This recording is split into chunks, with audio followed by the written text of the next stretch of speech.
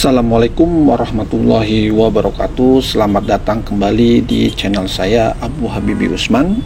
Channel ini berisikan tentang aktivitas saya sebagai IT support, unboxing barang belanjaan kantor, titipan teman, dan punya pribadi. Lalu ada juga tutorial IT, dan yang terakhir yaitu motovlog berbagi cerita. Oke teman-teman, bagaimana kabar hari ini? Semoga teman-teman yang menonton video ini dalam kondisi sehat walafiat, baik jasmani maupun rohani. Dan terima kasih buat teman-teman yang telah mampir di video saya dan yang telah subscribe channel ini. Saya hanya bisa mendoakan semoga Allah memudahkan urusannya dan melancarkan rezeki teman-teman hari ini. Amin. Baik teman-teman, hari ini seperti biasa sambil menikmati perjalanan menuju kantor, saya akan berbagi cerita kembali. Dan sebelum kita masuk ke berbagi cerita, sebaiknya kita berdoa terlebih dahulu untuk keselamatan kita, agar kita sampai ke tujuan dengan selamat dan tetap terjaga semangat kerjanya. Berdoa dimulai. Oke teman-teman, kemarin saya sudah berbagi cerita tentang mau penghasilan tambahan, buatlah channel YouTube. Buat teman-teman yang belum nonton videonya, teman-teman bisa klik link di atas, di pojok kanan atas. Dan hari ini saya akan berbagi cerita kembali dengan tema yang masih berbau-bau YouTuber, yaitu konten-konten yang paling banyak view di YouTube. Tema ini saya share di berbagai cerita agar teman-teman tahu dan paham konten yang paling banyak view-nya itu apa aja sih di YouTube. Karena banyak ya teman-teman, kalau teman-teman lihat di YouTube itu banyak konten-konten yang sudah tersebar ya di YouTube. Ada yang konten-konten bisa menghasilkan view dengan cepat, ada juga konten-konten yang jebakan-jebakan seperti clickbait, lalu ada jebakan Batman, ada konten-konten yang berbau sara dan lain-lain lah teman-teman. Dan saya harap teman-teman tidak seperti itu ya teman-teman.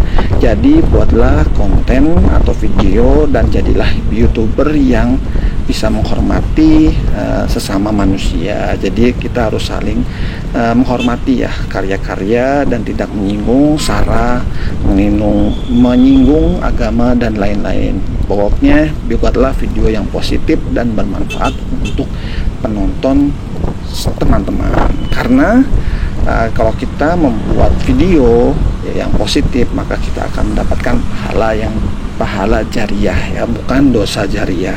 Kalau teman-teman membuat video yang negatif, membuat video yang berbau sara, lalu melecehkan siapapun itu, maka teman-teman pasti mendapatkan dosanya akan berlipat ya, karena akan ditonton oleh banyak orang lalu berulang-ulang, dan itu menjadi mendapatkan dosa jariah.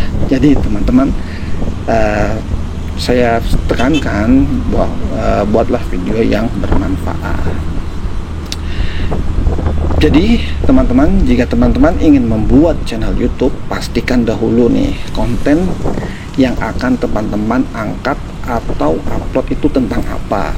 Yang penting positif ya teman-teman. Seperti saya bilang di video sebelumnya, kalau bisa teman-teman buat channel itu sesuai dengan hobi atau kesenangan teman-teman. Nah di sini hobi dan kesenangan yang positif ya, yang bisa bermanfaat untuk masyarakat, buat teman-teman, buat penonton di channel teman-teman. Dan mungkin aja nih ya, hobi dan kesenangan teman-teman itu termasuk yang paling laris di view-nya yang ada di YouTube ya. Dan ini contoh-contoh konten-konten yang paling banyak view-nya di YouTube. Yang pertama ya teman-teman, mungkin teman-teman bisa buat konten daily vlog nih. Daily vlog itu jenis konten yang kesehari-harian teman-teman. Contohnya tentang kehidupan sehari-hari seperti pekerjaan rumah, pekerjaan saya sebagai IT support, sebagai kurir, atau sebagai ojek online, mau motor atau mobil, itu bisa dijadikan konten ya teman-teman. Karena Itu sangat mudah. Lalu itu video itu tidak disengaja kita pengen menampilkan videonya.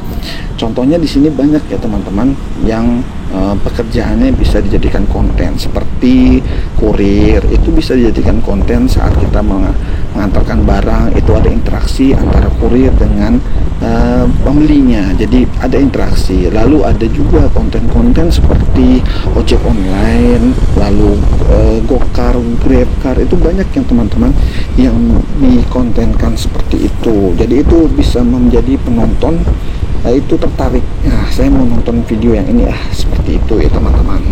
Yang kedua, mungkin teman-teman bisa membuat konten makan-makan atau kuliner, atau bisa juga disebut mukbang lah. Itu sudah banyak ya teman-teman, video-video mukbang makan-makan yang makan di tempat langsung. Itu sudah banyak ya. Jadi teman-teman mungkin yang hobinya suka makan atau suka kuliner, mungkin bisa dijadikan konten seperti untuk mereview makanan yang teman-teman beli. Misalkan teman-teman sambil masak juga, itu bisa jadikan konten juga teman-teman. Misalkan teman-teman membuat kue, lalu bisa membuat mie, membuat nasi, membuat air. Nah itu bisa dijadikan konten kalau teman-teman pengen buat konten seperti itu. Lalu misalkan teman-teman lagi pengen memburu makanan khas di tiap daerah, itu bisa dijadikan konten. Yang penting teman-teman ada niat ya, saya mau jalan nih, misalnya saya mau jalan ke suatu daerah, saya mau cari makanan yang sesuai khasnya makanan di daerah tersebut. Nah tentu teman-teman bisa dibuat video. Nah ini video kuliner ini di YouTube itu paling laris ya teman-teman. Banyak YouTuber yang membahas tentang kuliner, itu pasti penontonnya banyak dan selalu dia tuh berulang ya. Jadi misalkan ada video baru, pasti langsung tontonnya berapa ribu langsung. Baru 3 jam buat 3 ribuan segala macam, jadi udah ribuan lah.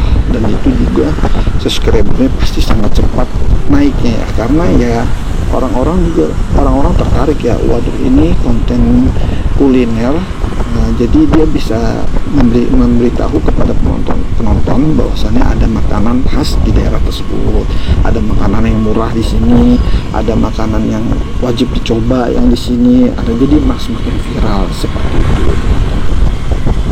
Lalu konten yang ketiga nih teman-teman, konten tentang edukasi atau tentang tutorial. Nah hampir semua orang pernah mencari video tutorial, baik itu tutorial merakit PC, lalu permasalahan di PC, di laptop, tentang jaringan komputer, lalu tentang wifi, internet, cara masak, lalu install aplikasi ini bagaimana, install komputer bagaimana, lalu cara make up biar cantik bagaimana, memakai hijab untuk baju ini bagaimana. Nah itu konten-konten yang edukasi. Walaupun konten edukasi atau tutorial ini nggak selalu banyak ya peminatnya seperti kuliner, tapi konten ini sangat dibutuhkan saat penonton itu lagi ada masalah. Nah seperti misalkan kayak saya nih ya, misalkan saya sebagai IT support, kalau saya nggak tahu pasti saya nanyanya ke Google, kalau nggak ke Google ya ke YouTube, pasti di situ ada jawabannya. Nanti kita tinggal mix aja permasalahan kita tuh sebenarnya yang mana sih, oh yang ini nih, berarti video yang ini yang benar nih, seperti itu. Jadi walaupun view-nya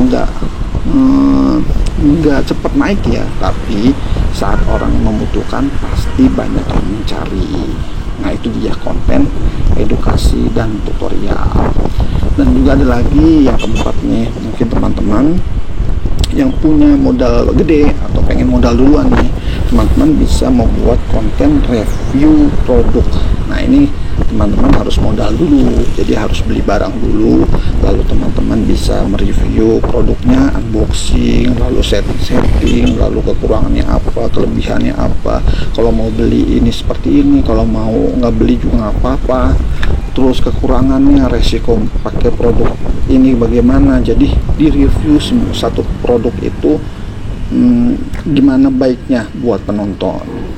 Nah awal-awal pasti teman-teman harus modal dulu ya, harus modal dulu, keluarin modal untuk mereview produk. Tapi kalau teman-teman udah banyak nonton lalu banyak view, insya Allah pasti produk akan dikirim oleh vendor atau supplier. Jadi suruh mereview. Nah, contoh aja teman-teman mungkin bisa tahu YouTuber Gadget In, nah itu bisa Deka, lalu banyaklah ya, video-video mereview produknya orang lain, tapi kalau udah terkenal pasti produknya akan dikirim suruh mereview seperti itu. Tapi ini beda ya, beda misalkan teman-teman itu punya toko. Nah, misalkan teman-teman punya toko mainan, nah itu bisa direview tuh mainannya tuh. Jadi teman-teman bisa jualan juga, jualan mainan, bisa juga main YouTuber juga tentang mainannya. Nah itu dia, jadi enak buat teman-teman yang punya toko mainan atau toko komputer itu bisa mereview produk di tokonya. Nah misalkan hasil udah direview nih, udah dapat video, udah videonya bagus segala macam, itu bisa teman-teman jual kembali produknya dengan harga yang berbeda dari stoknya. Seperti itu strateginya, biasanya seperti itu ya teman-teman. Nah ini yang terakhir yaitu konten tentang game ya teman-teman. Jadi buat teman-teman yang suka game, entah itu game bola, game tembak-tembakan, game main apalagi ya, perang-perangan, terus main kartu dan lain-lain lah. Nah itu teman-teman bisa membuat konten seperti simulasi, lalu kasih tutorial, lalu